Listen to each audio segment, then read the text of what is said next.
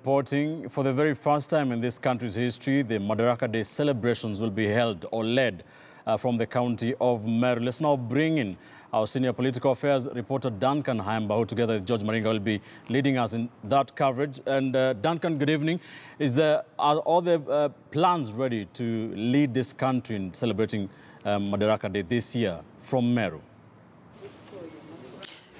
Good evening, Ben. Yes, we can confirm it's 90% all systems go, for the simple reason that as even we speak, final touches, movements here and there are still going on my right and in front of the camera. So it's 95%, but basically we can say it's everything is set for tomorrow. And we do understand, of course, this is the fourth county to be hosting this national event. Remember the first time we had such an event, actually Madaraka was Nakuru County, and then they went to Machakos, Nyeri, and now this is county number 12, that is Meru. But George Maringa, I think being the, are you the bureau chief? But of course being a man on the ground in this part of the country, has been here, and he has 2 or 3 things that perhaps he could share with us briefly, because I think tomorrow is when we'll be churning out more, generating more, giving more. Maybe if you could just tell us in terms of preparations, what has the governor said in terms of what we do expect? What will be different tomorrow?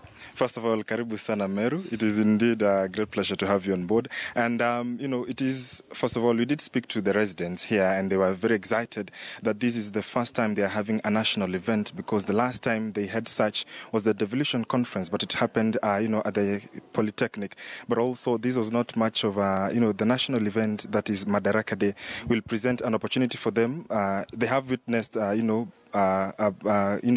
economic growth here. Shops have recorded high, profits. Hotels have also been booked. And earlier on today, we did have a press conference with the governor of this county number 12, Kreto Murungi, who actually told us that some ambassadors had called him to inform him that they had to book hotels in Nanyuki because they couldn't find space in Meru. So it's a great privilege for the county of Meru, and they are really excited, the residents per se, because they'll be able to host this event. And the county government has worked in earnest with the national celebrations to prepare this stadium to ensure that it is complete.